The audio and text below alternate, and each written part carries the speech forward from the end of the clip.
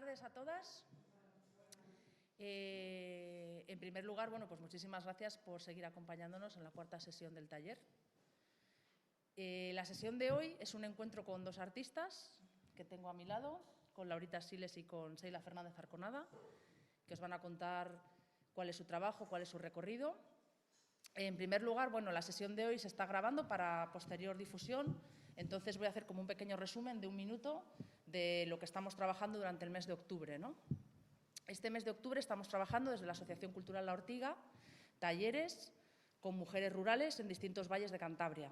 Comenzamos en Reinosa, en el Valle de Campo, trabajando un taller sobre recuperación de saberes campesinos frente a la crisis climática. La semana pasada estuvimos en Celaya para hablar de soberanía alimentaria y de la importancia de las mujeres en la producción de alimentos en Cantabria. Esta semana estamos trabajando el tema del patrimonio cultural, las artes, las ruralidades. Y la semana que viene estaremos en Potes para trabajar con mujeres rurales sobre un tema que nos parece muy interesante, que son las redes de aprendizaje intergeneracional, desde una perspectiva, además, antiedadista, ¿no? Otorgándole el papel a las mujeres mayores que se merecen, ¿no? De sabiduría y de conocimiento y de experiencia. Para no enrollarme más, voy a dar la palabra ya a Laurita, que os va a explicar quién es. Normalmente la moderadora lo que hace en una mesa es presentar a las ponentes, pero aquí la gracia está en que ellas os cuenten quiénes son, de dónde vienen, cuál es su recorrido y cuáles son sus proyectos. Así que, Laurita, cuando quieras, muchísimas gracias. Vale. Bueno, buenas tardes. Muchas gracias, un placer estar aquí. Muchas gracias a La Ortiga, María. Y nada, es un lujo este público maravilloso. Y nada, os voy a poner allí porque está el ordenador, ¿vale? Pero porque os voy a proyectar cosas.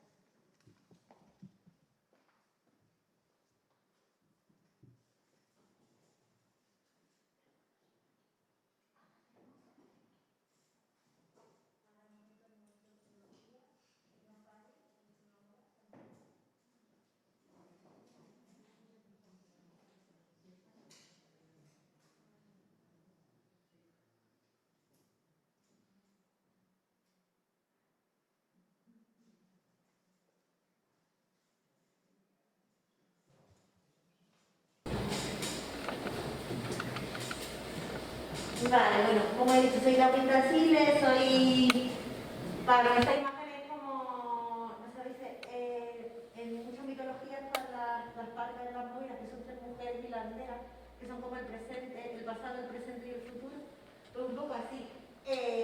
La falda que llevo la primera es una falda malagueña, porque yo soy de Marbella, soy de Málaga. Y luego estaría como la en medio del presente, vivo en Carranza, donde desarrollo un proyecto junto a mi pareja, y en el futuro pues ahí me veo a lo lejos ahí entre ovejas por ahora. No sé si luego lo veré diferente, pero bueno, ya lo voy a contar un poco más. Yo soy a ver, un momento. Perdón. Pues eso, soy de Marbella y soy de que eso de mujer rural, ¿no? Siendo de Marbella, ahora sí soy mujer rural, pero bueno, de pequeña. Mi casa estaba en el campo, eran 2 casas y en medio del campo estaba la afuera de Marbella, había un río en el que pasaba, más tarde lo metieron en un tubo, que puse una autovía, y ese es mi barrio en el 85. Y bueno, no sé por qué pongo esto, la verdad que lo estoy buscando ayer. Espérate. Y os pongo un poco como era mi barrio, que pasaba un cabrero, había un montón de huertas comunales. Y bueno, si más luego cuando siga hablando, algo de esto tiene relación, ¿no? Bueno, y aquí, que si veis cómo es ahora todo esto es autopista, construcción, en fin.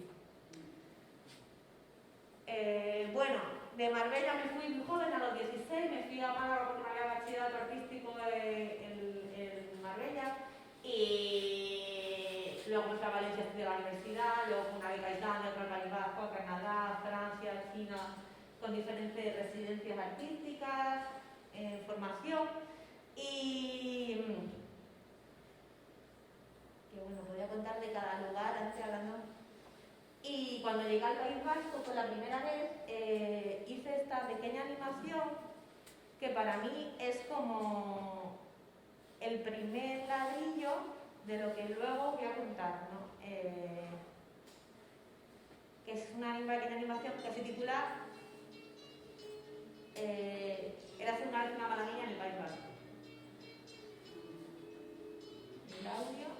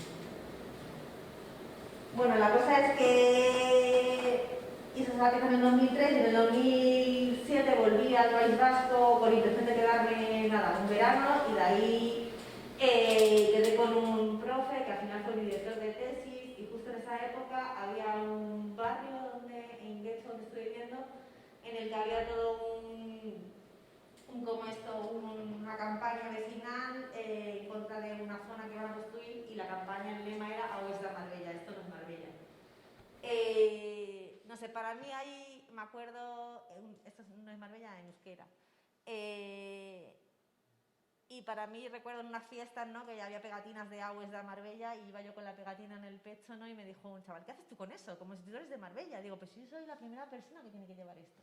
No sabéis lo que es que tu río lo metan en un tubo, que tus árboles los talen, ¿no?, que tu paisaje, ¿no?". Entonces, ¿no?, para mí, como ese vínculo con la naturaleza, y ahora que vivo en Carranza, en un valle lleno de animales y tal, como que el miedo que tengo es que me construyan, ¿sabes? Es como, ¿no? Es como, ¿no? Y es no sé, pero bueno, son cosas que ayer pensando que digo, son cosas que... Bueno, total, que me vine al País Vasco y estuve 10 años inmersa en esta investigación. Que en una tesis, en este libraco, que bueno, lo he traído, no sé si el rollo COVID tal, no sé qué, pero bueno, aquí está, y bueno, ahí en esta investigación trataba sobre pensar sobre el uso del folclore, ¿no?, en el arte contemporáneo. O sea, cómo artistas utilizan algún elemento de su folclore popular en una pieza que luego exponen en un museo o en una galería, ¿no? Cómo ese elemento del folclore popular, ¿no?, llega a espacios del llamado arte culto, ¿no? Tal. Y bueno, y era una comparativa entre Andalucía y Euskal Herria, el lugar donde soy y de donde estaba estudiando, ¿no? Y también por el hecho de esa, ¿no?, cultura, como la cultura popular andaluza, ¿no?, como imagen de lo español, y en controversia con la cultura vasca, ¿no?, como que repudia todo eso, ¿no? Y cómo los artistas contemporáneos utilizan esos elementos del folclore para hablar de qué, y para que en realidad es una tesis bastante política, y también en el momento en que ha sido escrita, ¿no? De alguna forma, la primera animación que os he puesto fue como esto, escrita en el 2003, y acabé en el 2017, ¿no? El 2003 fue como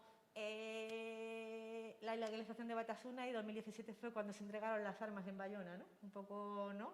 Y en realidad para mí fue un poco catártico, todas esas fechas ahí, todas esas conexiones, pero bueno.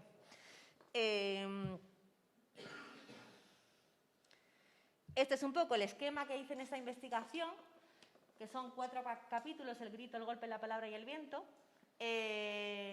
en el que hablo dependiendo del, pues en el grito del quejío y del irrinchi, en el golpe de las castañuelas y de la chalaparta, la palabra del cante flamenco, ¿perdón?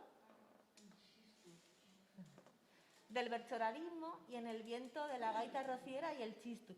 Deciros que es una tesis de las Bellas Artes que está escrita desde la propia investigación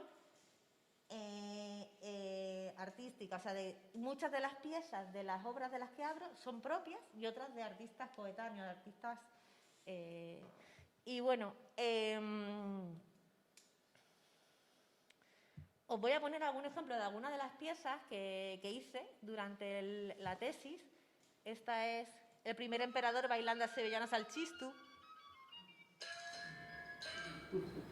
Esta pieza, por ejemplo, pues la hice en China durante una beca y bueno, que aquí junto como diferentes, ¿no? Y se puede hablar de hibridación cultural, ¿no? De un montón de cosas, pero bueno, quiero contar muchas cosas, así que lo voy a pasar, pero lo imagináis, son unas sevillanas tal cual, o sea, paso por paso. Ahí está. Bueno, esta pieza estaba como presentada en una pequeña casita, ay, no me acuerdo el nombre, bueno, la casa tradicional china hecha en escala y se veía una pantalla pequeñita, bueno, en fin, tal como. Luego esta es otra pieza, ay, esto es un rollo. Esta es la chala móvil, que bueno, este es el primer artefacto que a partir de ahí hice un montón de bicimáquinas. Este es la chalaparta que habéis visto en la animación, que es un instrumento tradicional del País Vasco, no sé si conocéis, igual sí, porque está muy cerca. Y de ahí como esto, pues bueno, os pongo... Nacido en Pekín, China, a partir de una bicicarro, utilizando esta superficie como caja de resonancia, emitiendo así un sonido particular.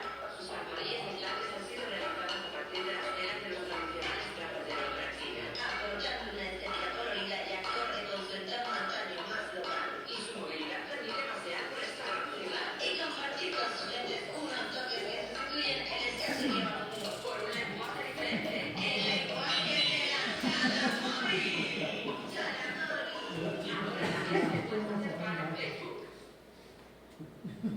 Bueno, de ahí pues hice una bicicine en Vic, que era como la primera película de Vic, de un pueblo de Cataluña, grabada y proyectada simultáneamente, en la parte de atrás tal. Bueno, sin más, quiero hablar de aquí de las diferentes bicimáquinas que he hecho como proyectos participativos.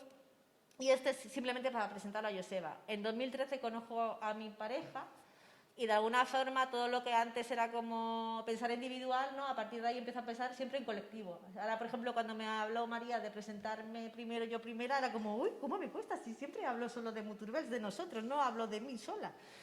Y bueno, justo al conocernos, pues nos compramos este carro para viajar con nuestro perro y de ahí surgió otra bici que fue la puchera móvil. Que la puchera aquí la conoceréis, ¿no?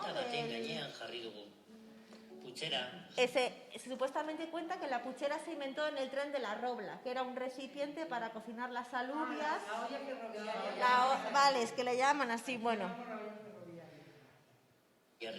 Bueno, está en euskera, pero el subtítulo está en castellano. Y nosotros lo que fuimos, pues lo cuento, pero aquí.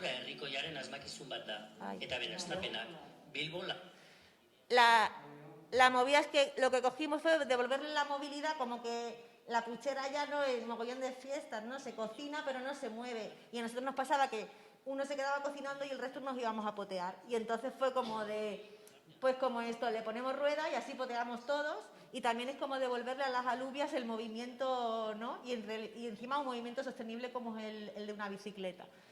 Y bueno, la cosa fue como este proyecto también lo hicimos en diferentes fiestas populares. Invitamos a ver, invitamos a ver cholaris a cantar mientras la comida popular de las alubias. El dinero para poder hacer el proyecto fue a partir de, ¿no? Como generar un montón de acciones y de cosas a partir de inventar un artilugio como una bicimáquina, ¿no?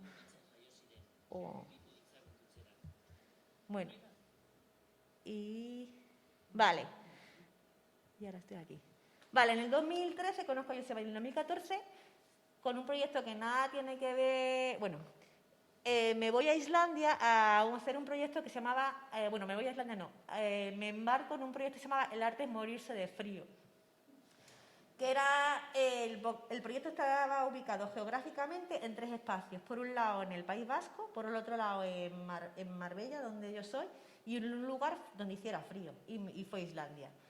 Y en cada lugar entrevisté a gente que tuviera que ver con el arte, la cultura, la gestión cultural, en relación y les hacía preguntas como ¿qué relación crees que hay entre ser artista y tener frío? O el arte y el frío, y cosas así. Y bueno, todos los vídeos estos que los fui colgando mes a mes en la red están en este blog. Bueno, y en su día estaban en pues, los típicos Facebook y todas las movidas estas. Y bueno, la cosa que es que antes de irme ahí os tengo que contar que Joseba y parejas de Carranza y su padre tenía ovejas, bueno, y tiene ovejas. Y Joseba y su padre me contaron que en casa tenían el problema de la lana, que no sabía qué hacer con ella, que se tiraba y qué tal. Y Joseba anteriormente había intentado poner una rueca en movimiento. Y justo cuando llegué a Islandia, a la residencia de arte, abro el estudio y una rueca. Y justo la directora de la residencia sabía hilar y me enseñó a hilar. Y justo los últimos 10 días allí, Joseba vino a visitarme y como esto... Y fuimos a diferentes cooperativas de mujeres y nos enseñaron todo el proceso de la lana a nivel artesanal. Bueno, esto es una imagen que una de las personas que entrevisté en Islandia me dijo un refrán popular que dice algo así, traducido literalmente como que la necesidad de enseñar a la mujer desnuda a hilar. Y para mí es como un paso de este proyecto que fui, ¿no? a Muturbels, a lo que os voy a contar ahora. Y bueno, y entonces cuando volví al País Vasco, a Carranza, hice el primer ovillo con la lana de las ovejas del padre de Joseba, que para nosotros este ovillo es como el primer ladrillo, ¿no? de eso que estábamos construyendo.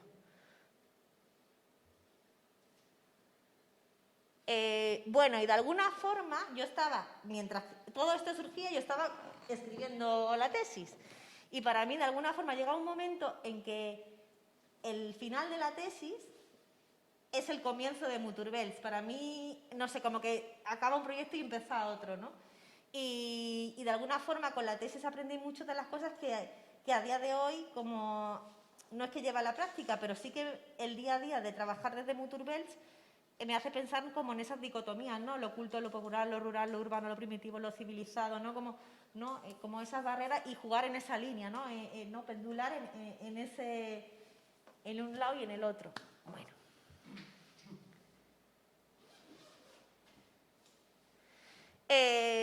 Bueno, y entonces al volver de Islandia y de aprender a hilar y tal, no sé qué, justo apareció por ahí por casa un hombre que sabía que como esto que afilaba cuchillos y fue como, ¡ay, te puedo hacer fotos! Toma, afílame 10 cuchillos.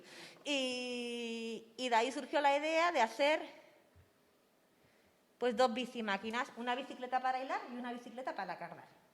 Y a la vez que construir estas 2 bicicletas, entrevisté a... Claro, yo digo, voy a hablar, bueno, aquí están las bicis, tal, y digo, bueno, ahora en este proyecto voy a hablar de pastoreo. Ay, espera, bueno, no tengo esa foto, creía que la tenía. Bueno, a la vez entrevisté a los diferentes pastores del valle. Hice un pequeño vídeo, y bueno, y ese vídeo lo proyectábamos, que eran entrevistas en torno a la problemática del pastoreo en Carranza, sobre la problemática del lobo, de la lana y tal, y los dos trabajando con las bicicletas. Y entonces era una acción que la hicimos tanto en museos como en galerías, como en ferias de ganado, como en lugares más relacionados con el mundo rural, ¿no? Bueno, y de ahí poco a poco, bueno, se fueron forjando fuimos creciendo en relación a los diferentes trabajos que íbamos realizando, y voy a poner un vídeo que cuento yo y Joseba lo que hacemos, porque que resume súper bien y como más visual. Ay. Lo que no sé el audio, si está... ¿Se escucha bien? Muturbels es un pequeño proyecto de vida que a día de hoy se ha convertido en una situación agroecológica, artística y cultural para promover la región carranzana carolina.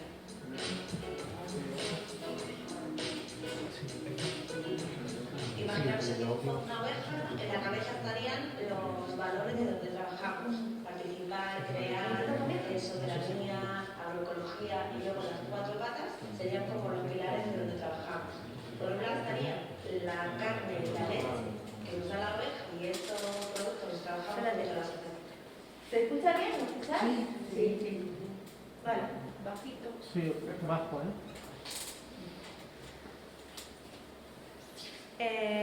Bueno, bien. Os lo cuento yo desde aquí y ya está. No pongo el vídeo.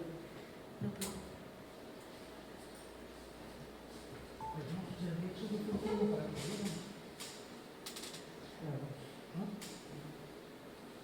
El vídeo. El vídeo está muy bien. ¿Sí? Sí. Vale. Perdonad, de Pastor y de Carranza, Abascari, que es la Asociación para la Protección de la Crianza Carranza de Cara Negra, y las otras 2 patas serían el arte y la lana.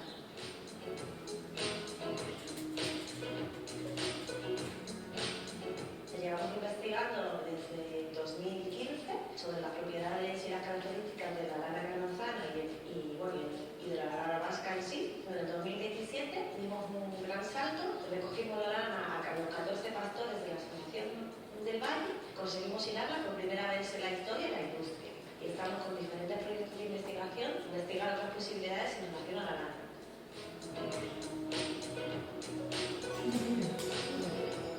Desde hace 4 años ya, esta es la 4ª edición, organizamos una residencia artística en la que invitamos a diferentes artistas a que convivan con nosotros y junto a los pastores de Carranza durante 10 días, y en esos 10 días tienen que realizar un proyecto artístico.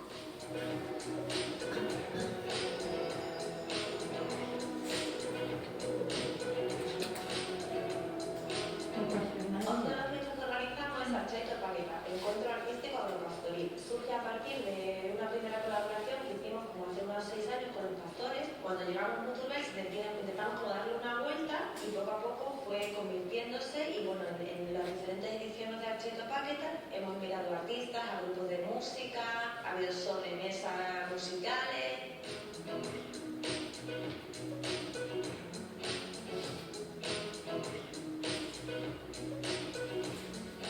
Chema Llamosa, que es el cocinero del restaurante Casa Garras, que es aquí en el pueblo, y hacer como una especie de menú elaborado a partir de productos de Abascana, ¿no? De la Asociación de Pastores. Chema pues, le da un toque artístico a su cocina y realiza pues, 8 platos diferentes con productos que pueden salir de la oveja, ¿no? Es quizá el punto angular de la residencia, porque es donde los artistas y los pastores convergen con una naturalidad mayor para crear esas sinergias y esas relaciones, donde luego casi nos programan la jornada de trabajo, la semana de trabajo, que es de realizar diferentes visitas a sus caseríos para que los artistas puedan conocer de primera mano y con otra voz que no sea la de Muturbels, que si no sea de todos los pastores de la Asociación Abascane, pues un poco la realidad que vive nuestro valle.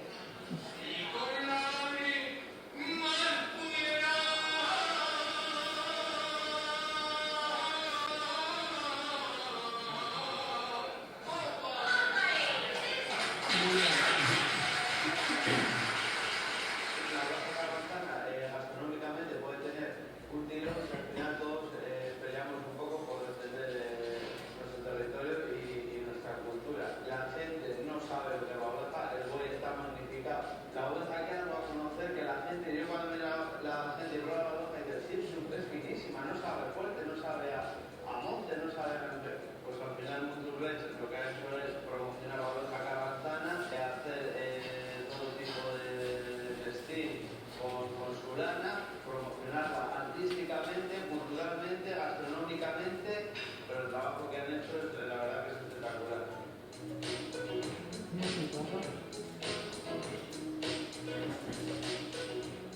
Y me alegra que haya gente pues, como José, como Laura, como otras gentes, como nosotros, pues que aparte de estar en el campo, estar en el medio rural, tal y cual, pues es capaz de hacer otras actividades que la jornada es el que está en el campo, y te has de demostrar pues que en el campo, pues aparte de cuidar animales o sembrar la tierra o poner pinos o poner una casa rural, pues puedes hacer otras cosas también que te pueden ayudar a tirar para adelante.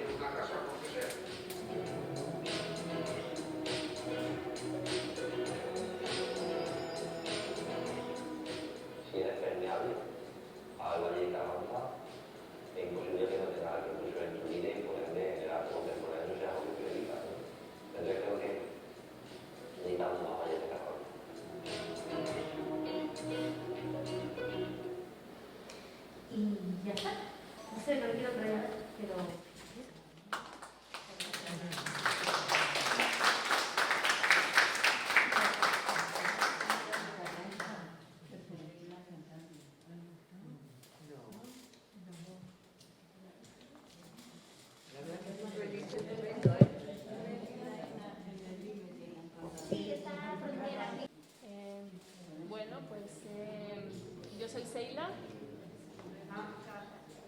Hola por ahí. Yo soy Seila Fernández Arconada, soy de San Felices de Buelna. He estado, pues yo soy de allí y bueno, contaros así un poquito antes de explicaros algunos proyectos que he hecho, que pues salí de allí, o sea, estuve allí viviendo 18 años, me fui a vivir al País Vasco, allí estudié Bellas Artes. Estuve un tiempo allí hasta que yo tenía desde el primer momento pensado que iba a acabar la carrera en otro país y era algo para mí muy importante, así que llegó el momento del cuarto año ya y decir, bueno, pues ¿dónde me voy? ¿No? Y me fui a vivir a Reino Unido, me fui a Bristol, bueno, un poco porque ahí estaba muy interesada en la fotografía y las opciones que tenía era Bristol por una buena escuela de fotografía y también Helsinki, así que bueno, lancé una moneda. Salió Bristol y me fui a Bristol y allí estuve pues estudiando un máster en producción y crítica de arte que pues me formó no solo en la materia sino también en el idioma porque yo me fui sin saber nada de inglés y que decidí un poco quedarme allí tiempo también intentando como buscar pues un camino que quería que sucediera porque yo estaba muy involucrada en el ámbito del activismo, en el ámbito del medio ambiente, vinculado a permacultura, a temas agroecológicos y a su vez en paralelo estaba trabajando mucho con temas de teatro, dirección de arte en cine, estaba trabajando haciendo exposiciones, hacía exposiciones en Bristol, en Londres, mucho de ese tipo de trabajo. Y yo no quería ser una artista que estuviera encerrada en un estudio porque cuando yo planteaba toda la exposición, pues la gente venía y decía, ¡ay, qué bonito, tal! Pero para mí era muy importante compartir el proceso, porque yo pienso que el proceso artístico es un proceso sanador, es un proceso que tiene mucho potencial y por eso decidí trabajar en colaboración y trabajar con otra gente en el proceso mismo.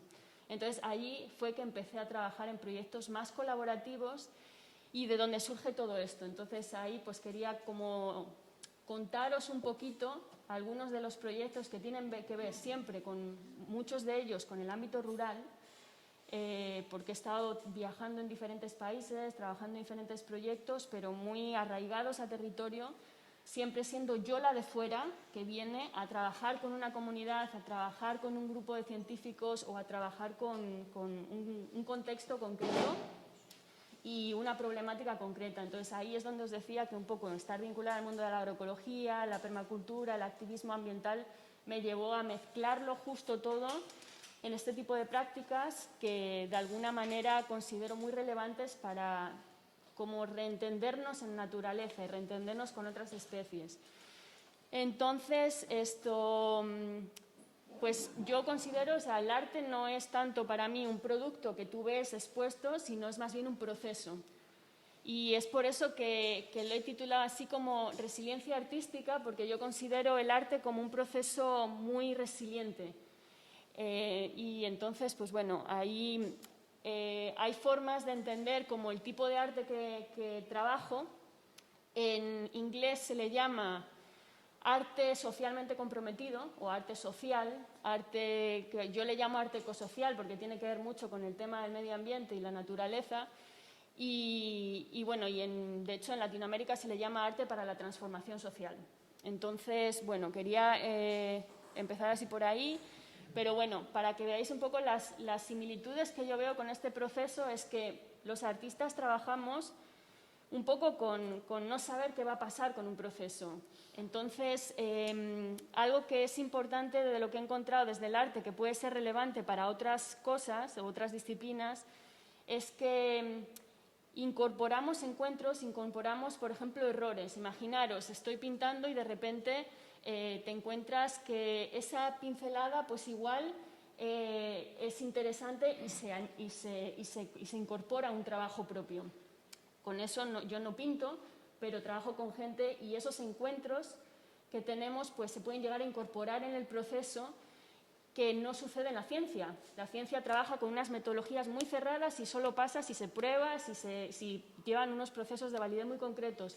Entonces, en este caso, es una forma que creo que tiene mucha importancia de pensar. También Expandir marcos de referencia lo que significa básicamente es que lo que vemos, que lo vemos así ahora, el arte tiene el potencial o la oportunidad de dejarte ver de diferente manera, de inspirarte a ver distinto. Lo que tú veías que era así, de repente lo puedes ver de una perspectiva distinta y te ves diferente. O sea, te replanteas que, pues eso, que igual no lo habías visto nunca y estaba ahí, y un proceso artístico te inspira a ver algo diferente, ¿no? O de una manera diferente. Entonces, eso es algo que es bastante relevante porque se basa mucho en la circunstancia, en lo tangencial y eso, y un poco en que desnaturalizar lo que tenemos asumido como natural o normal, un poco, ¿no? Que esto es muy importante también en procesos pues ahora mismo de decolonialidad, que es muy importante y muy relevante ahora, y que es un poco de fragmentarnos para construirnos de nuevo, ¿no? Un poco así. Y el lenguaje creativo. Pues el arte son muchas cosas, ¿no? Son vídeos, son fotos, son de todo, ¿no? No es solo hablar o escribir. Entonces, estos diferentes formatos, diferentes medios, ayudan a que salga, a que algo salga de una manera diferente. Entonces, son como lenguajes como más expandidos que pasan por el cuerpo, pasan por lo corpóreo, pasan por la materia, pasan por lo experimental, lo que es experiencia, y representan simbolismos, ¿no? Como pueden ser estos símbolos que nos representan, que son identidad propia, ¿no? Y también son procesos que no solo son crear algo, sino también son procesos de reflexión, son procesos de pensamiento crítico y son una forma así como de dialogar sobre todo, ¿no? Entonces, después de esta teoría que os he plantado simplemente para ubicaros qué veo yo que es arte, ¿no? O sea, para mí o cómo trabajo yo, ¿no?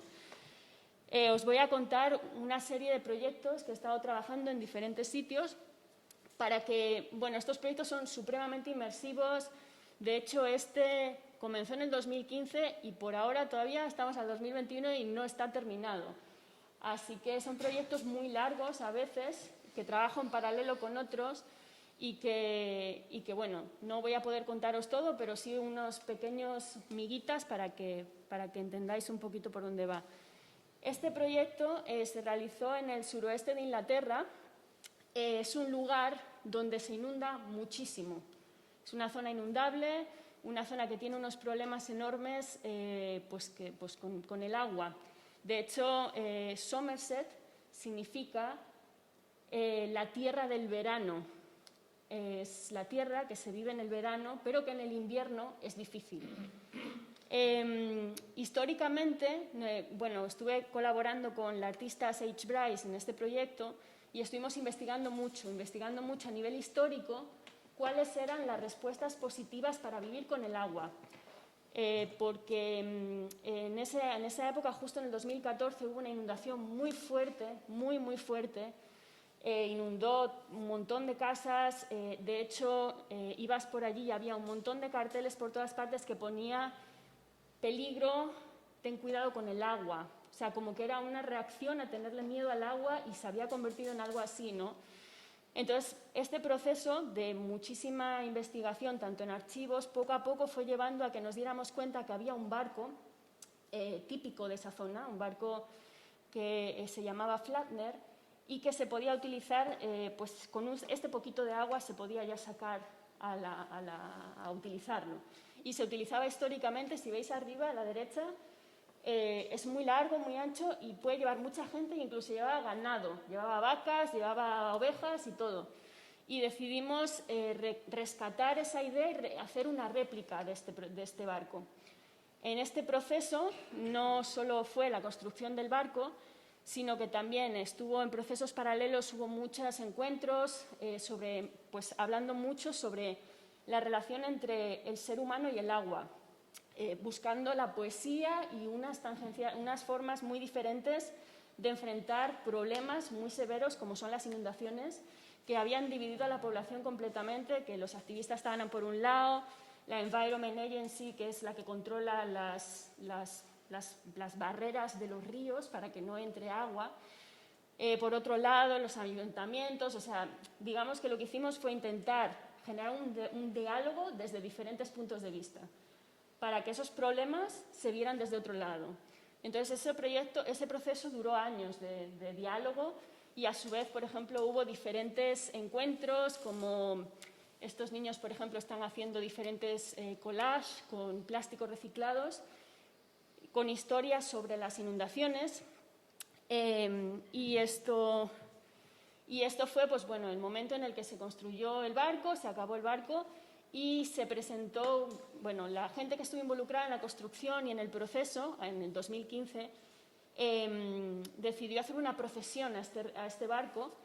De hecho, compusieron música para ello, estuvieron tocando música y todo, y llevaron el barco justo en la calle esta que veis, que está inundada, es la calle vena principal del pueblo, pero que mete el agua dentro de la ciudad. O sea, realmente es como que entra por ahí y se inunda todo. Entonces, es como una relación histórica con ese sitio y, de hecho, el barco estaba ubicado en donde está la foto en blanco y negro, donde está esta gente aquí en la esquina. Ese es el lugar donde estaba el barco. Como que era una relación histórica, pero también buscaba pues, entablar un diálogo con el ahora y intentar generar cohesión comunitaria desde entendernos con el agua, porque esa situación estaba ahí, ¿no? El barco después estuvo en diferentes lugares, pues con documentación, en museos, en diferentes eventos, en congresos, tal, pero lo más importante fue que el barco es de la comunidad, o sea, le tienen allí en Somerset, ellos son los dueños de ese barco y a su vez ha habido una serie de reclamaciones legales, se le puede decir, por medio de estos grupos que se han dado cuenta que, por ejemplo, en Somerset era ilegal construir sobre pilares, pues los pilares que te hacen que puedas vivir sobre el agua. Entonces, por medio del proyecto, pues se hicieron una serie de reivindicaciones que consiguieron que ese proceso se volviera legal. Entonces, ahora se puede construir sobre piletas en el esto y, bueno, pues una serie de legados después de ese diálogo. Entonces, bueno, pasaron muchas cosas más, pero ahí os voy a pasar a contar otra cosa. Este proyecto pasa en Vistabella del Maestrazgo, en Castellón. Y es un proyecto que, de alguna manera, trata lo opuesto. Es la falta de agua. Este pueblo, que está encima de una montaña, en el Maestrazgo, ha dejado de tener agua. No tiene agua, ha tenido siempre muchísima, pero los problemas de construcciones severas por la zona y demás ha hecho que el agua se filtre y que falte y que no haya agua. Y eso, si le añadimos que es un pueblo súper perdido, que es muy difícil acceder a él, pues está muriendo. O sea, tiene casas que son de gente que va de vacaciones, pero no hay población. Hay 300 personas normalmente durante el año y pues se triplica o cuatriplica en el verano. O sea, el resto del año en el verano. Y había 10 niños, solo 10 niños en el pueblo. Entonces, ahí pues me pareció interesante trabajar con ellos, con los niños, y por eso que os ponía este proyecto aquí, porque lo que hice fue trabajar con los niños para que esos niños fueran los que investigaran los procesos relacionados con el agua. Entonces, por ejemplo, empezamos buscando agua con radiestesia en diferentes lugares para ver si encontrábamos agua. Estuvimos recolectando diferentes refranes populares sobre agua y sobre medio ambiente. Hicimos diferentes entrevistas también a los mayores, cómo recordaban que ese lugar tenía agua y poseía agua. Y a su vez también hice una escultura, que no sé si veis ahí, ese sitio donde supuestamente va un santo, que está en la única fuente del pueblo que tiene agua. Ese lugar nunca ha tenido un santo y de hecho me dejaron intervenirlo precisamente porque no ha habido nunca un santo. Entonces, si veis esas láminas, son láminas de arcillas encontradas en la zona, de diferentes colores. Y cada una tiene grabada historias de personas que venían a recoger el agua a la fuente. Porque esa fuente todo el mundo pensaba que el agua es mucho más rica y era el sitio, o sea, más concurrido del pueblo, es más concurrido que el bar mismamente. Todo el mundo iba ahí todos los días y pues yo iba escribiendo las estas y iba rellenando todo este espacio, ¿no? Como un poco no sé si santificar la naturaleza, pero de alguna manera como darle este valor, ¿no? Y esta importancia. Entonces, la intervención al final fue esto que es visible, y ahí veis una imagen de un arbusto. Pues ese lugar básicamente fue el lugar donde enterramos una caja con todo el material que habíamos trabajado con los niños, y hemos firmado en un contrato que nos veremos en 10 años después del 2016, creo que fue esto. Pues en el 2026 nos volveremos a encontrar allí, los niños y yo, con lo que quede de ese pueblo, y volveremos a hacer una intervención conjunta.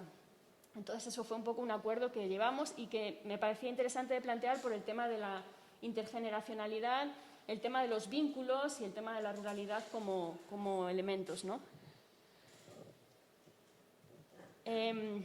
Este otro proyecto es un poquito distinto, es Portugal, es Picote, ahí donde veis esa línea, el otro lado es España y donde estamos es Portugal.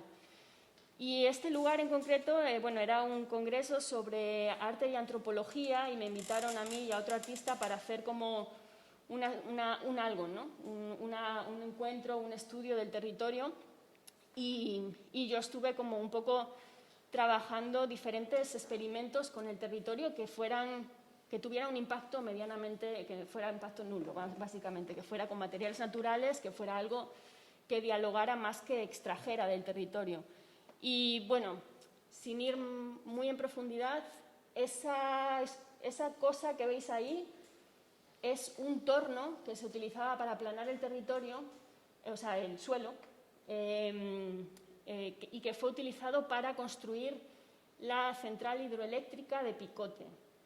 El río Duero, que es lo que veis ahí, es el río con más hidroeléctricas de toda Europa.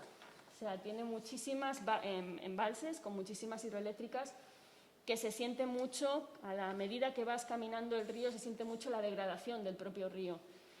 Entonces, utilizar esta forma, digamos, que era una especie de elemento histórico del lugar, y le escribí la palabra paisaje en portugués, está al revés, es como una especie de estampa, ¿no?, que se podría estampar en un sello en el suelo. Eso que está pintado es carbón de un incendio que había sucedido la semana anterior. Un incendio, además, que nació en España y pasó a Portugal por encima del río, o sea, una cosa como... Y pues se cargó a un montón de olivos de más de 500 años. Entonces, ese carbón, que para mí era muy simbólico también, que representa de alguna manera la muerte también de esa vida ahí, y ese paisaje que de alguna manera también pues nos imponemos un tipo de paisaje como humanos, también tenía algo de vida, porque el carbón también es un fertilizante. Entonces, en el suelo se puede ver la palabra paisaje, y ahí puse una serie de semillas de trigo muy, muy antiguo de la zona, y salieron, se crecieron, salieron, y ya pues desapareció, ¿no? Y toda la intervención pues ha desaparecido a lo largo del tiempo, era algo efímero, pero era un diálogo con el paisaje, un poco reflexionando sobre la situación local. También en ese proceso pues hice un pequeño proyecto con la gente del pueblo, yo no conocía a nadie, entonces me di cuenta de que había muchas cuerdas por todas partes, y empecé a recopilar cuerdas, pero pensé, bueno, pues igual la manera de conocer a todo el pueblo, yo iba buscando por el pueblo a una persona que añadiera otra cuerda y que hiciera un nudo a la cuerda para construir una cuerda muy, muy larga, y que pudiéramos ir hasta España con la cuerda, ¿no? Era un poco el hecho de atravesar el río Duero desde un lado a otro. Entonces me fui por todas las casas del pueblo, pero bueno, era ir a donde una persona, esa persona me llevaba a otra persona, esa persona me llevaba a otra persona, y esa narrativa se fue creando por medio de este vídeo, de simplemente alguien haciendo un nudo a la cuerda, y poco a poco, y toda la cuerda se fue construyendo pues con otras personas, ¿no? Entonces eso ha sido una forma de crear un tejido conjunto. Este otro, disonancia sugerida, es un proyecto un poco distinto, pero bueno, no tanto. Sucede en Colombia. En el 2019 estuve trabajando en el Instituto Humboldt en Colombia con un proyecto que estaba trabajando con todos científicos. Eran científicos de la Universidad de Bristol, la Universidad de Exeter y en el Instituto Humboldt prácticamente hay ciencias naturales y ciencias sociales, pero no hay ningún artista. Todo tiene que ver un poco con el tema ambiental y bueno, hacen expediciones científicas al territorio y un poco investigan de esa manera. Y yo pues tuve que trabajar con ellos en este proyecto que tenía que ver con naturaleza, medio ambiente y posconflicto, el conflicto, ¿no? en Colombia, un conflicto que ha sucedido durante más de 50 años y que ha dejado el territorio muy dañado a veces y otras veces como que ni siquiera se ha podido acceder a él, porque había zonas de la naturaleza que estaban tomadas por la guerrilla o los paramilitares, ¿no? Entonces, este proyecto era un poco la base de eso y bueno, yo estuve trabajando con ellos durante meses, pero uno de los experimentos que se hizo, pues estuve trabajando en diferentes comunidades, con gente local, y me interesó mucho trasladar la idea del conflicto a la naturaleza por medio de las plantas. Entonces, una de las cosas que hacen los biólogos en diferentes lugares en el mundo es que demarcan bosques para ir a estudiarlos todo el tiempo. Entonces, imaginaros aquí en el monte, aquí hay una zona en la que van los científicos. Entonces, lo que hacen es dibujar una línea de 1,30 metros de altura, una línea amarilla alrededor de todos los árboles. O sea, todos los árboles para hacerles un anillo para que siempre vayan a medirles en el mismo lugar y eso, ¿no? Entonces, bueno, fue una forma de alguna manera, seguir pasos científicos, pero con mi intención, que era hacer un paralelismo entre las plantas y los seres humanos. Entonces, seleccioné 40 plantas diferentes de diferentes lugares de Colombia que tenían un poder pues, de diálogo, un poco de saberes con la gente, que decía mucho a la gente. Tipo, esta yo la utilicé cuando estaba muy enfermo y que tenían historias muy relacionadas con el conflicto, porque en esas épocas también no se podía acceder a medicina occidental, más farmacias y así, pues la gente que viene del mundo rural se escondía en el mundo rural. Entonces, bueno, este proceso lo realicé con botánicos, que fuimos a buscar las plantas, siguiendo un proceso más o menos pues, botánico, pues lo diré porque los botánicos las secan, pero yo las dejé con color y las dejé así. Y bueno, algo que era importante es que cada una de las plantas estaba relacionada con la planta de al lado por la narrativa, por la historia. Ninguna de ellas tenía sus nombres, no tenían nombres científicos, solo tenían historias. Y para mí era muy importante porque estaba trabajando con científicos y para ellos lo más importante era el nombre científico, porque el nombre común nosotros le llamamos aquí de una manera, tú le llamas de otra, en el valle de al lado le llaman de otro, ¿no? Pero era una forma de tejer voces, de tejer narrativas, ¿no? Entonces, esto fue el detonante. Bueno, también hubo diferentes aromáticas que las personas con las que estuve trabajando en Huasca me dieron para que yo llevara a esos participantes que ahora os contaré y que pudieran ser más plantas por medio de ingerir estas plantas. Entonces, esto es limoncillo con otras plantas que la señora Cristela me dio para que llevara a Bogotá y pudiera ser parte de ello. Entonces, esto, pues como veis, parece una exposición de plantas, pero en verdad era un set como para hacer una performance todos juntos.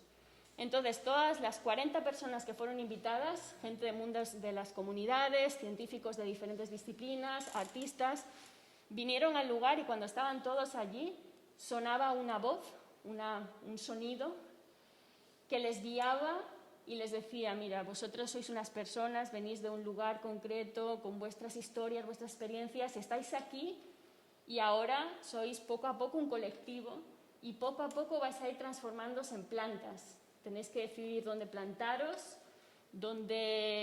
con quién os plantáis, con quién va a estar a tu lado y con quién poco a poco vas a construir este ecosistema que estamos creando conjuntamente. O sea, lo estoy resumiendo de una manera muy, muy fácil, pero fue media hora de sonido que hizo que a posteriori se generara un debate, que era lo que a mí me importaba, ese debate de diálogo de saberes, de cómo las diferentes personas habían percibido esa experiencia conjunta, muy simbólica, muy de imaginar, muy corpórea, pero estaba entre medio de diferentes disciplinas, ¿no?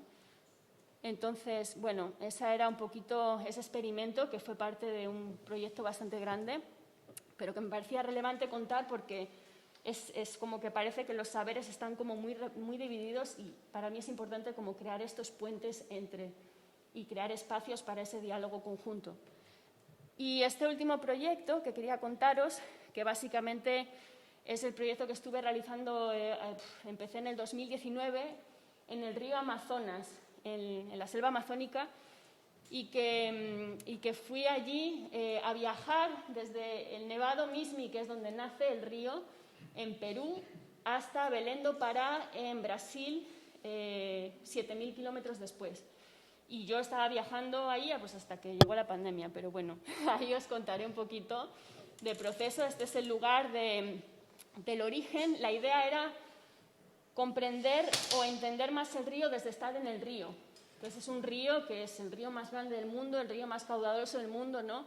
Y la importancia que tiene el agua en el mundo ahora mismo es vital porque es escasa, hay una necesidad de cuidar el agua muy relevante y más con el cambio climático, a pesar de que aquí en Cantabria no se sienta mucho, pero es cada vez más fuerte, ¿no?, la falta de agua.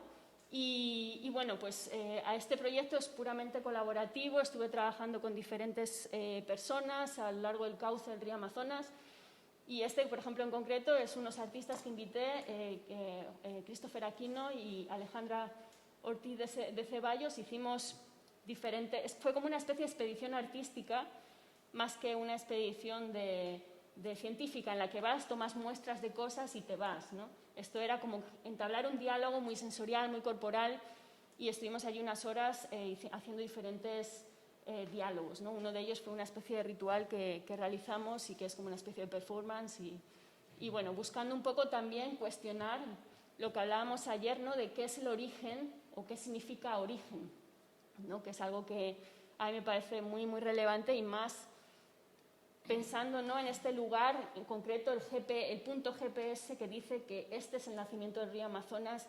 La geopolítica global habría conflictos entre los países para querer tener ese nacimiento porque, claro, es un estatus.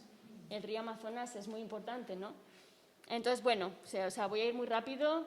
Yo estuve trabajando mucho con sonido. De hecho, hice unos micrófonos para grabar debajo del agua.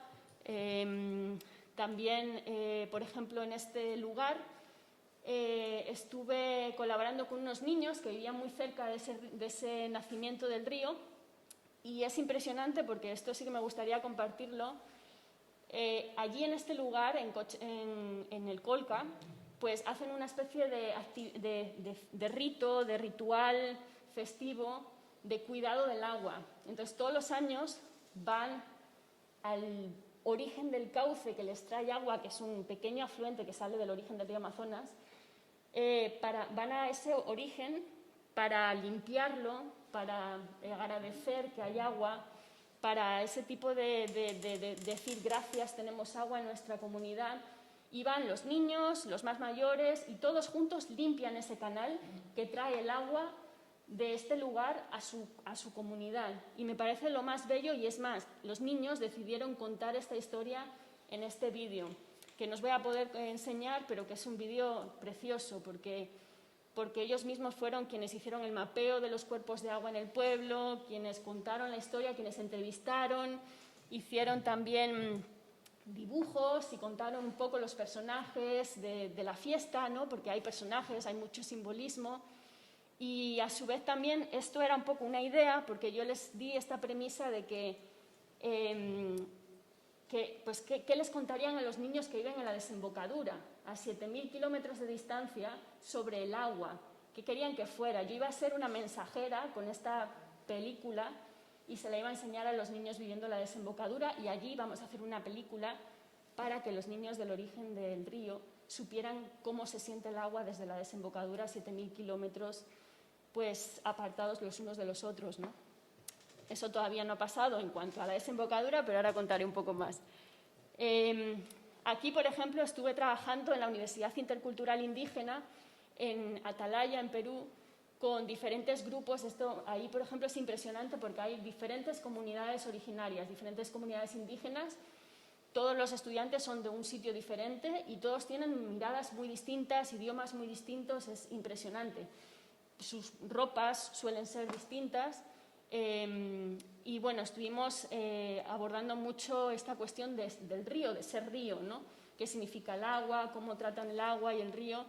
Y bueno, estuvimos haciendo como conciertos de agua, con rocas, con cuerpos, con sonidos corporales y bueno, fue un proceso así amplio que ha detonado en ser un paisaje sonoro a posteriori, pero bueno, es parte de ello.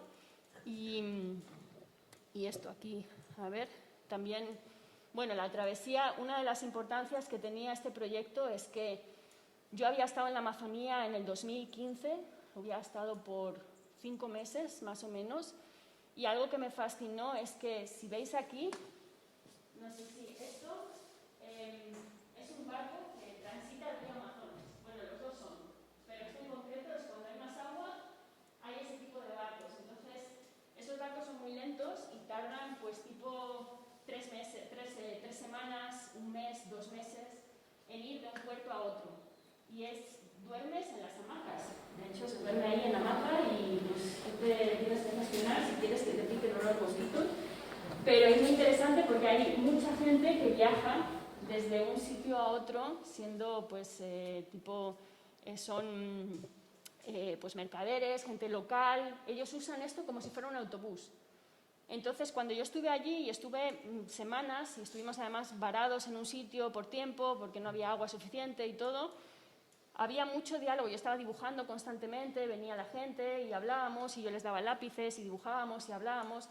Entonces, este era un poco el detonante de querer ser un estudio flotante. Entonces, pues de hablar, de hacer cosas conjuntas, invité a artistas para venir y esto, pues a posteriori, cuando pueda volver al río, y seguiré invitando a los mismos artistas y continuar la travesía, que falta como pues las dos terceras partes, ¿no? Bueno, aquí, esto también, bueno, estuve en diferentes encuentros y tal. Y bueno, pues aquí pasó pues que llegó la pandemia. A finales de abril del año pasado tuve que ser repatriada de Perú y estuve trabajando el proyecto desde aquí, a medio camino entre San Felices y Cabo Herniga.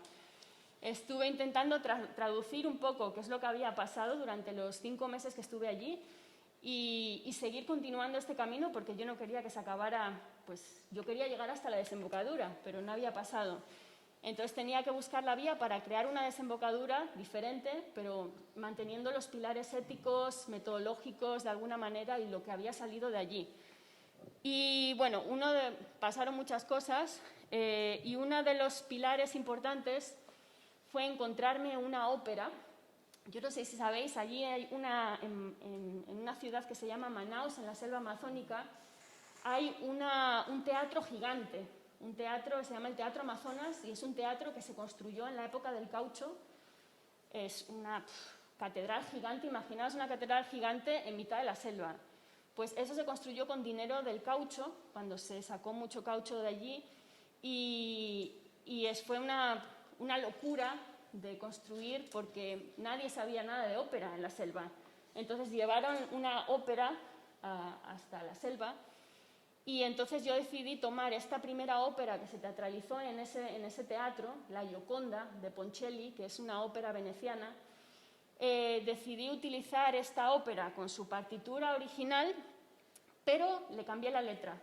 Entonces reescribí la letra para contar pues, la historia de la gente en la Amazonía, historias que tienen que ver no solo con el pasado, sino también el presente, que siguen sufriendo en sus cuerpos todas estas intervenciones extractivistas que están pasando en el río Amazonas y en la selva y que para mí era como muy importante también incluso representarlo en ópera porque pues es muy occidental ese lenguaje, es un lenguaje que viene de Europa y que llega a la selva, ¿no?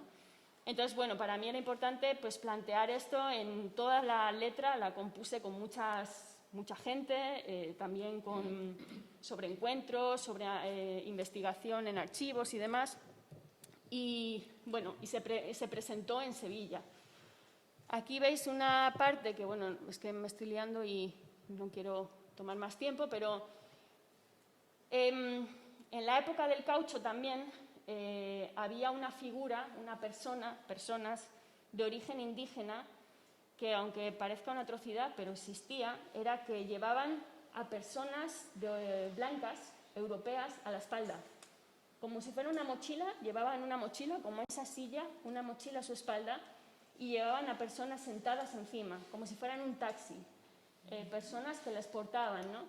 Y que es una figura muy común en las expediciones científicas y también en la época colonial.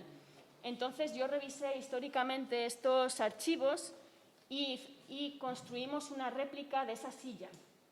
Una silla que tiene grabado el mapa del Amazonas, que ahí no se ve y tal, pero que, bueno, está hecho con una madera específica e hice un recorrido en la ciudad de Sevilla. Entonces, bueno, ahí invité a personas de origen amazónico viviendo allí, que pues todas las personas que están ahí son todas de origen amazónico, o sea, un poco, ya que no podía pasar en el río Amazonas, que pasara en el río Guadalquivir, y tiene una conexión, porque en la época colonial Sevilla fue el antiguo puerto de Indias, fue el enclave desde donde salían los barcos a Latinoamérica y los barcos a la selva, y el descubrimiento del río Amazonas nace del río Guadalquivir. Entonces, bueno, allí se presentó la ópera, se presentó un poco, hablamos de muchas cosas relacionadas sobre la Amazonía y a su vez también hubo, bueno, una serie de cosas. Y también, esta es la última cosa que os cuento, es que en el origen del río Amazonas, una de las cosas que hice fue tomar un poquito de agua en un tarrito del nacimiento. Y ese agua no pretendía ser llevarme una muestra de ese agua, llevarla a analizar o llevarla porque me la quería robar, como sentir, como llevármela o extraerla, sino quería llevarla conmigo como si fuera algo vivo, al lado mío, conmigo en el camino, en los barcos, que me acompañara en los barcos y verterla en la desembocadura del río. De nuevo, que volviera a ser otra vez un mismo río desde otro punto, ¿no? Y como eso no pasó, pues bueno, el agua del río Amazonas desembocó en el río Guadalquivir, y las personas de origen amazónico fueron quienes vertieron este agua en el río Guadalquivir. Y bueno, y ya está, porque ya pues lo siento mucho que se toma mucho tiempo, pero bueno, eran proyectos que eran como difíciles que he intentado como de alguna manera explicar. Y nada, pues cualquier pregunta.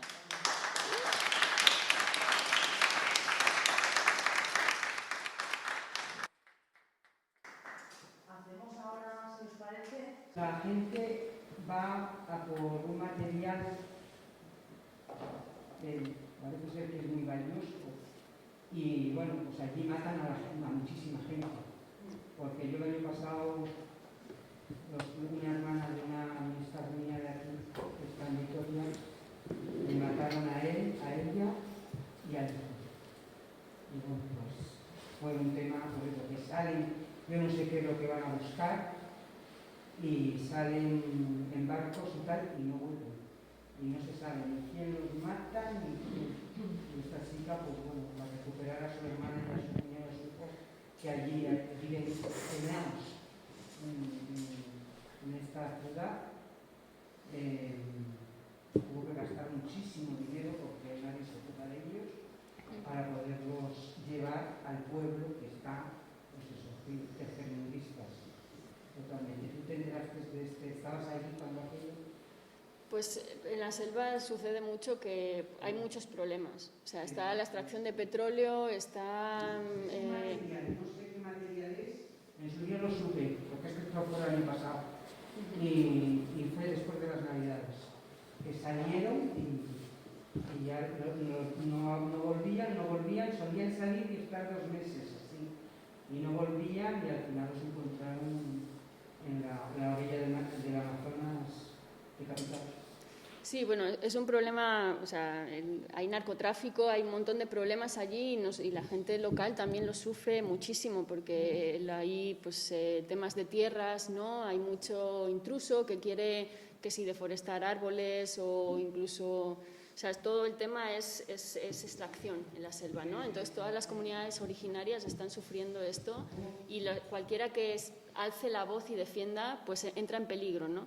Entonces, es algo que pasa allí localmente, pues eso, en Latinoamérica en general y allí en concreto, que es muy grande, pues... Y además, si no hay una persona que se preocupe, no desaparece. Y esta chica, pues bueno, vive aquí, está en Vitoria y claro, la vida que tiene aquí gana dinero y pudo ir a buscar a su hermana, a su cuñado, a su sobrino y llevarlos a su casa, porque si no, la madre imposible, no tiene posibilidades de nada. Y la policía, creo que pasa prácticamente pues uno más que desapareció. Eso lo vivimos nosotros. Pues fue muy duro para ella, muy duro.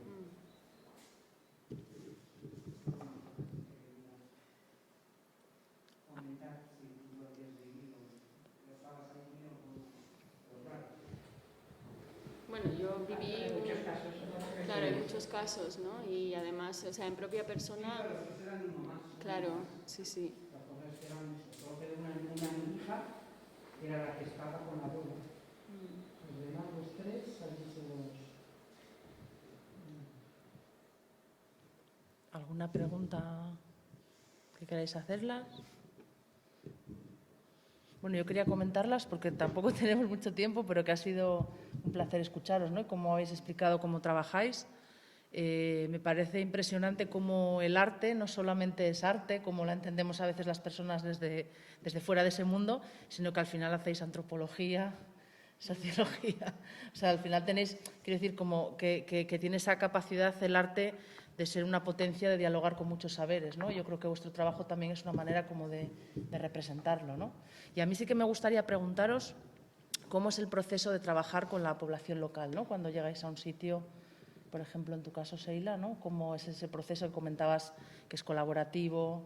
O sea, la importancia del proceso, ¿no? No del producto final. ¿Cómo planteas ese proceso cuando llegas a un territorio? Depende mucho de los lugares. O sea, es como buscar estrategias para intentar conocer, ¿no? Por ejemplo, puse eso de la cuerda precisamente porque era una estrategia propia para intentar conocer a la gente, ¿no? O sea, como que se vuelven no solo pues, parte de la metodología, sino también incluso pueden ser pues, productos artísticos, ¿no? De alguna manera. Pero sí, suelen ser pues, poco a poco, empezar por escuchar, para poco a poco ir integrando y pues generando un grupo si existe o si se crea en el proceso y trabajar conjuntamente, ¿no? O sea, como que haya un diálogo, o sea, que haya ganas de curiosidad, ¿no? Y ganas de intentar cambiar las cosas también, porque algunos de ellos son bastante como vinculados al territorio con ganas de alguna manera de visibilizar problemas pues ambientales o sociales, pero que buscan eso, como eso tiene que haber una implicación y un vínculo. Eso es lo que puedo resaltar así, porque todos son muy diferentes, ¿no? Sí, en este sentido creo que también el arte puede ser una herramienta de mediación, ¿no? y de visibilizar muchos problemas, ¿no? Muchos conflictos. Incluso una vía posible también de resolverlos o de por lo menos iniciar vías de diálogo también, ¿no? Entiendo. Y también lanzar otras preguntas, ¿no? O sea, claro. Crear preguntas diferentes que igual no las vemos y que decimos, bueno, igual este problema se puede acatar de esta otra forma u otra, no tanto planteando soluciones, sino planteando estas preguntas para seguir con los procesos, ¿no? Sí, como nuevas formas de mirar y demás. A ver, no nos enteramos, yo por lo menos no me estoy enterando de lo que estoy hablando. Pues pregúntanos, claro, de eso se trata. Si no os enteráis, de que preguntéis sin ningún problema. ¿Pero te refieres ahora cuando estamos hablando en las preguntas o la presentación? No, ahora. Ahora lo que le estaba preguntando básicamente es cómo trabaja ella cuando llega a un sitio, ¿no? Cuando llega a un lugar. Pues si llega a Cabuérniga y hace un proceso de investigación, ¿cómo lo plantea, no? ¿Cómo se plantea trabajar con la población de la zona? Porque muchas veces, lo pregunto en el sentido de que muchas veces cuando una persona llega, un artista o quien sea, ¿no? A un pueblo, por ejemplo, a un pueblo aquí o donde sea, pues muchas veces, el otro día lo hemos estado hablando también en las sesiones del lunes y del martes, ¿no? A veces hay pues maneras diferentes de ver las cosas, cada uno tiene su manera de pensar, su manera de vivir, su hábito, sus costumbres, y a veces se dan circunstancias, ¿no?, que requieren lo que Sheila decía, pues de generar un vínculo también, de que no entiendan que eres una persona que llegas y no tienes nada que ver con ellos, ¿no? O no tienes interés por lo que hacen, ¿no? Entonces, eso le preguntaba porque me parece que es una parte de su trabajo muy importante, ¿no? Y muy necesaria. Sí, el crear confianza, ¿no? Entonces, eso... No intentamos sumarse y entonces nos gusta entrar a trabajar con ella, por ejemplo, digo yo. ¿Qué puede ser? ¿Cómo? Valientes sois, pero los habéis sido... Sí, dices, si no, como artistas... a veces la gente que rechace trabajar. Claro, hay gente muy reacia Sí. a hablar con la gente de aquí o... Claro, eso es. Podéis encontrar perfectamente. Eso es, exactamente. Siempre... Es muy difícil. Claro, pero siempre... Yo he contado aquí cosas muy rápido, pero siempre hay problemas. Mi amigo vivió un episodio de ir preguntando por un vecino que llevaba una cosa para él y decirle, no sé, y subir más arriba y decirle, oiga, usted sabe, dice, pues es con ese cabo en el que estaba hablando. Como no sabía lo que llevaba, porque no había el material que tenía abajo, no quiso decirle que era él, por si acaso iba a otra cosa diferente. Me cago en la mar, que acabo de preguntar. Por eso te digo que la vega de Paz para... Los pasivos son muy cerrados. Aquí también lo son. Pero Sí. Laura, ¿querías preguntar? Pero que por alusiones, yo soy mitad 50% pasiega. Oye, perdona. Yo creo que un señor, ¿eh? Y que como en todas partes, pues hay de todo. Sí. Claro. Ahondando un poco en esa pregunta, o reformulando como yo lo he entendido, voy a preguntar, para llegar a la gente, cuál ha sido la guía, ¿no? Si habéis trabajado con asociaciones, con coles, con, no sé, algún tipo de institución que hiciera hasta el día de permitir la puerta a la gente, por no llegar en frío y decir, no, me voy a dar al pueblo y no hago amiga de todo el mundo, a ver si sale este proyecto, ¿no? ¿Qué tipo de vínculos habéis empezado a trabajar? ¿A las dos dices las preguntas? Pues a ver, antes de crear Mutur Belts, ¿no?, que ahí es trabajar directamente, que creamos una asociación cultural, Joseba y yo, todos mis proyectos personales anteriores han sido un poco como a partir de becas universitarias, que voy a viajar a Islandia, que voy a viajar a Canadá y estoy vinculada con una universidad, con un tal o con una beca de creación, con una institución que me respalda de alguna forma, ¿no? Como vengo de tal... Entonces, con eso. Luego sí que en el proyecto Mutur Belts es un poco más independiente en el sentido que somos Joseba y yo y Suaita, que somos de la asociación cultural, y de ahí es como, sí que Joseba y Suaita son de Carranza, y quieras o no, hacia mí es como una carta de presentación, como en todos los pueblos es lo primero que, ¿tú quién eres?, ¿no? ¿Y de quién eres?, ¿no? Y yo, pues yo soy la novia del hijo de la tal, no sé qué, y entonces eso también, para mí, que soy de fuera, me ha abierto como, ¿no? Cuando fui a grabar el vídeo de caserío en caserío a los diferentes pastores del valle, pues claro, ya era diferente que si no tenía ninguna relación, ¿no? Entonces, y te abrían la puerta, te regalaban un calabacín de la huerta, un queso, lo otro, que si llego a ser tal, igual eso es más difícil, ¿no?, de llegar, ¿no? Que el hecho de, no como Sheila a la hora de viajar a un país donde no conoce, no tiene ninguna relación, ¿no? Pues esas estrategias son, bueno, no sé. Es tiempo la mayoría. Bueno, cada uno de los proyectos son diferentes porque, por ejemplo, el primero que comenté en Somerset, en Inglaterra, ese fue solicitamos una beca de la propia comunidad. La comunidad buscaba hacer algo sobre las inundaciones, no sabían que querían un proceso artístico, sino que buscaban cómo de alguna manera entablar conversaciones, y nosotros pues pusimos esta idea sobre la mesa, financiaron ese primer paso, y eso hizo que, bueno, que poco a poco entráramos en la comunidad, y pues también tiempo, porque eso ha sido años de proyecto. Entonces, cada uno de los proyectos requiere de tiempo, requiere mucha escucha, mucha curiosidad.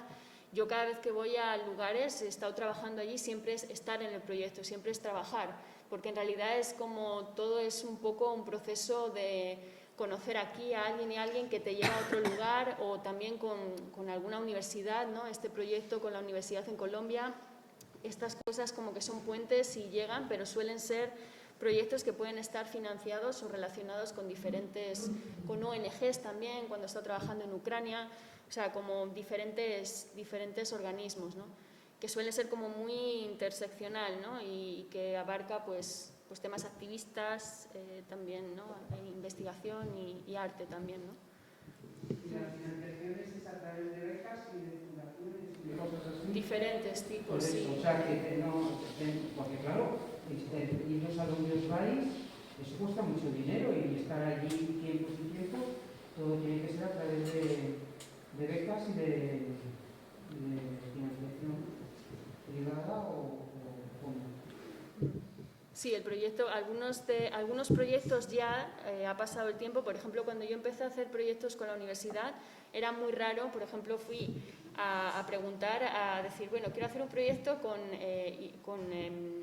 ingenieros que están trabajando temas de cambio climático. Ellos no habían trabajado nunca con un artista. Entonces fue meses de conversaciones para decir, oye, mira, ¿qué es lo que quieres tú? O sea, entendernos, ¿no? Un ingeniero y un artista no hablan idiomas distintos, a pesar de que hablen lo mismo, ¿no? El mismo idioma, pero la terminología, el cómo entendemos el mundo es distinta, ¿no? Entonces ahí, por ejemplo, no se hacían casi proyectos entre disciplinas de esta manera, ¿no? Y ahora hay más proyectos y más plataformas que se vinculan arte con cambio climático, con investigadores, ¿no? Como intentar también hacer como proyectos más holísticos, porque pues con el cambio climático no sabemos qué va a pasar, no sabemos cómo va a actuar un río, no sabemos, ¿no? Entonces, de alguna manera también los ingenieros, que son quienes generan soluciones, ¿no? Quienes hacen infraestructura, quieren también crear otras preguntas metodológicas, otras formas de hacer, y para eso pues ese diálogo entre artistas y ingenieros, pues por ejemplo, es algo interesante, ¿no? Sí, y eso que has preguntado en relación a ¿no? cómo nos financiamos, ¿no? Cómo se soporta, ¿no? Todo este trabajo, de añadir también que por un lado sí que muchas becas, tal, no sé qué, pero también mucha precariedad, ¿no? Y también mucho desde autoexplotación y apoyo familiar. Y luego, por otro lado, yo ahora, desde la organización de Muturbels, me encuentro como en el otro lado, ¿no? Porque nosotros invitamos a artistas a Carranza a convivir con nosotros. Y a mí me gusta tratarlos como me gustaría que me trataran a mí. Entonces, yo ahora estoy en el otro lado de buscar subvenciones para poder traer a artistas a mi pueblo para que trabajen con mi comunidad y hagan un proyecto como podría venir Seila, trabajar en Carranza, a ver qué pasa con las ovejas, qué pasa con el pastoreo que se está perdiendo, qué pasa con esa lana que se tira a la basura, ¿no? Y que cuente a partir de su trabajo, tal. Y a la hora de buscar esas subvenciones, pues nuestra residencia se llama El Buen Vivir, ¿no? Que es como una filosofía, ¿no? Política de Latinoamérica y tal. Y muchas veces, ¿no? Cada año estamos a la espera de subvenciones, ese vilo, ¿no? Se convierte para mí en un mal vivir, porque es como no sabemos, porque nosotros a los artistas les pagamos unos honorarios por venir, les pagamos alojamiento, dietas, viajes, les pagamos todo, porque hay muchos tipos de residencias que vas y no te pagan nada, o vas y tienes que pagar. Entonces, como también es complejo, ¿no? Es complejo, ¿no? Y también yo como artista, verme en ese otro lado de gestión, también lo ves y dices, no, ¿cómo? Por las dos partes es complicado. Que tenéis que buscar una forma de que no sea costoso para vuestro dinero, vuestros bolsillos. Dentro de, porque claro, vais a unos sitios que solamente viajar ya y estar allí, y todo eso es mucho dinero. Os preguntaba que... Pues si no tenéis más preguntas, acabamos aquí. Agradeceros muchísimo la presencia. Recordaros que pues estas grabaciones las subiremos también a nuestra página web, laortigacolectiva.net. Y muchísimas gracias por haber asistido. Gracias, Laurita, gracias, Seila. Y nada, hasta aquí hemos llegado esta tarde. Gracias. Gracias.